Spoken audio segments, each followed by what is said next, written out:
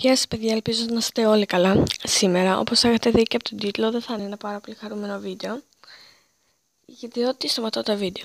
Ναι, τα σταματάω, δεν είναι καμία πλάκα.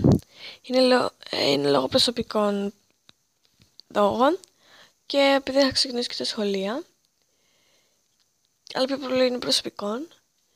Αν είναι, μπορεί να κάνω σπάνιο το βίντεο. Ο διαγωνισμός θα συνεχιστεί. Στην παρουσίαση μου από κάτω να βρείτε το μήνυμα του Ninja για τους 20 συνδρομητές που είχα φτάσει, 22. Θα συνεχιστεί κανονικά και θα το κάνω με ένα πρόγραμμα και θα στείλω τον άτομο που θα νικήσει. Ναι, να γίνετε μέλος και ναι. Αυτό.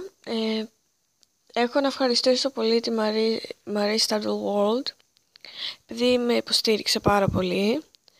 Αλλά συγγνώμη μου, σας σταματάω και αυτός ήταν ο λόγος που δεν έβαλα τα χρήματα.